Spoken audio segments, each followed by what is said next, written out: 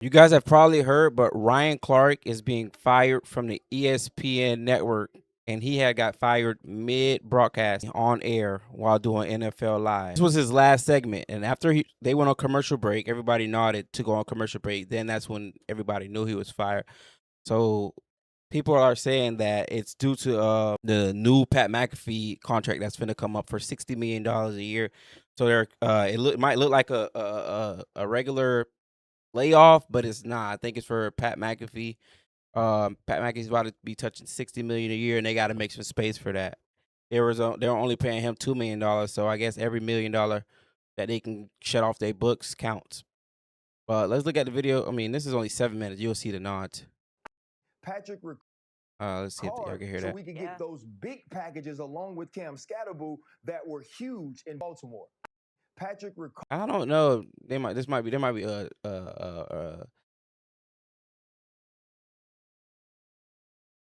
they might be doing a little too much. I don't know if this shows that this is making them go on commercial break. Let's see. So we can get those big packages along with Cam Scatterbull that were huge in Baltimore.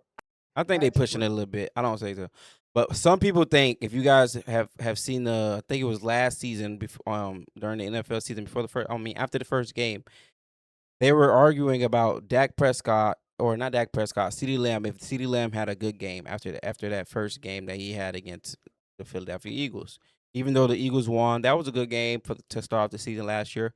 But he initially told Peter Schrager that that was the non-player of him. So like basically belittling him as an analyst. So we about to check in to see what he said to him and maybe part of the reason why he got fired. Is this number one wide receiver who got one target all night, and then you got CeeDee Lamb. But when was the one target? That's the target. But though. I'm saying when was the one target? I'm saying you could have it both ways. 54 seconds left in the game on 2nd and 11. It was the one target. He runs the out route. You wake up this morning saying A.J. Brown had a better day than CeeDee Lamb. But you know what you wake up saying though? A.J. Brown's team is 1-0. Of course, right? Like that's what I get it. But the thing is this though, and we shouldn't do this on TV, and so he said that, and he still wouldn't say that on TV. So these people, companies don't play, man. Any little thing you do, they remember all that, and it comes back because he was a good analyst. So what would be the reason that Peter Schrager might not be gone, but he is? He does First Take, which is probably one of the biggest shows on the network, and he does NFL Live. He does NFL Countdown. He does, I think, some college games. So just listen up to what he said. I apologize if people think this is rude. That's the non-player. Oh, stop! CeeDee Lamb is. Let me tell you why. I'm not looking at fantasy football, Ryan. I'm not. Don't belittle me like that. I could come in and say, as 3 ex-players are saying one thing, and give an alternative perspective. Which I agree that you don't really. Stephen A. is not a player, and he gives sometimes bogus takes, but sometimes he gives strong takes. And then there's other players that you got to have a mixture. So like if it was all players, I don't think the show would have been ran as well. Like you got Mike Green and Peter Schrager being the moderators, giving them their input. So which I think Peter Schrager's point is valid. Maybe CeeDee Lamb did play well. And Peter, what I need for you to do is not get mad and let me finish for one. Okay, go on. It wasn't about you. It was going to be about me. Okay. As a player, I can't speak for CeeDee Lamb. I'm speaking for me. That was that. I don't know how I feel about that. I mean, that was kind of disrespectful, and it could have been a reason why that happened.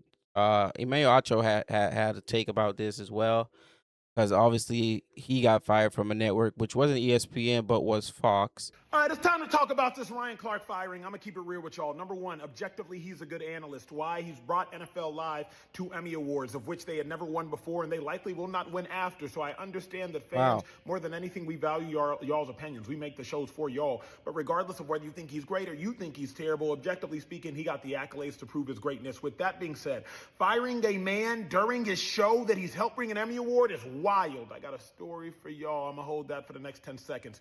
Wild. Why did they say they did it? Because they didn't want him to find out on social media. So you fire him during a show and pull him during the last 10 minutes of the segment? I digress. Story time. Last year when I got fired, if you work long enough at a job, He got fired. But I didn't know it was the last 10 minutes. You could have at least let him finish the segment out. That was kind of like crazy. You're gonna get fired. Last year when I got fired, they had us find out on social media. We found out on social media. More often than not, executives are cowards. Former athletes, we're used to tough information. Just tell it to us. We done been cut before, broken bones before, had surgeries before. Ryan Clark notably couldn't play a game in like Denver, Colorado because he had a disease, I think an autoimmune something. Like, bruh, we're used to tough things. Just tell us. With that being said, note for anybody that wants to get into sports television.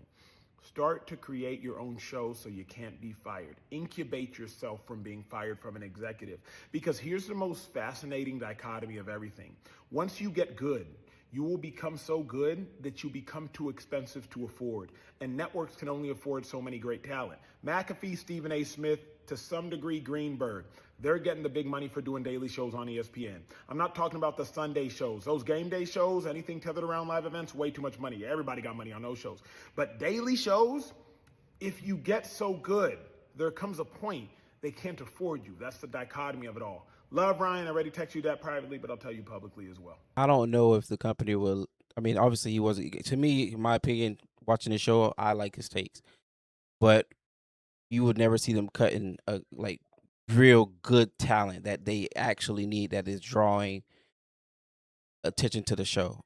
I more so think that network, since Disney bought NFL Network in their deal, in their licensing deal that they probably signed, they got an NFL Network, which already brings a lot of analysts or talent from that show, which is why they slashing these $2 million or $2 million, $3 million analysts. Like, you're paying a person with $2 million, $3 million that only probably people that watch them are people that just flipping the channel and looking for something to watch. Whereas you have a Pat McAfee who brings his own audience. Those are who they're looking for. That's where the new generation going. Stephen A, who has his own audience. Those two are the most paid at ESPN as far as analysts and giving their own picks. So I think that's just the way the media game is going from Disney, because Disney now owns NFL Network. But being that I'm not saying Ryan Clark can't bring his own people. He can. It's just going to have to be, he have to show it a lot more on his own. Like right now, he's doing the pivot, which is doing pretty well. I don't know how much they upload, but the pivot does pretty well, so he can still be out to the public and show that he can talk about different scenarios, even though that's like a one-on-one talk show with a guest. If he ever wanted to branch out and do what Pat McAfee does and talk about daily sports, which is why Pat McAfee is getting an extra deal, which is why people are thinking that they are cutting these talents to fund a $60 million a year contract for Pat McAfee. Stephen A. recently thanked Pat McAfee, which I can show y'all that video. Let's look at what Stephen A. said about Pat McAfee first deal. Had like I think it was a 5-year, $60 million deal with ESPN. Reportedly, it was reported that you signed for 5 years, $105 million in 2025. How did whatever you ended up getting compare to what you were looking for? I wasn't looking for that. I didn't know that would happen until a year ago. Really? A year ago, Pat McAfee basically set the floor so that he knew his true worth afterwards. I hired a team looking at my numbers, measuring my worth, what the market said, et cetera, and they came to me and they said, you're worth this. And I looked at the numbers and I looked at what ESPN had given others. I looked at what SiriusXM had given others, and it gave me an idea of what I was worth. That's why when you mention a guy like Pat McAfee, he says that he has a lot of critics and a lot of people rooting against him and stuff like that. I can assure you I'm not one of them, because I tell people all the time, the day he arrived at ESPN is the day that my smile hadn't left my face. Really? Because when he arrived, I knew I said, okay, that's what they're doling out. Yeah. Because up until then, that wasn't the case. But I was incredibly, incredibly appreciative. But yeah, Pat McAfee deal obviously was a 5-year contract for $85 million, which I think that's getting ripped up, and now he's gonna get. This is over 5 years. I mean, obviously this was new to. There was a podcast, solo podcast. Now I think it's being licensed to ESPN. I think he still owns everything. 85 for 5 years. Now he's gonna get 60 a year for 60 for 1 year. That's a big jump over the few years, and I think he has to pay his staff from here too. So I'm not sure unless they got their solo contract with ESPN. But yeah, that's what he said about that. I mean, you guys let me know if it is this a good deal that ESPN is doing? They're paying one person $60 million a year and cutting all the other little analysts or smaller analysts to make room for it and create a better budget to go fund a bigger project. Y'all let me know below if y'all agree with this take, man, or y'all agree with Pat McAfee being worth $60 million a year. I appreciate you guys for watching this. Like, comment, subscribe. I'll see you guys in the next one.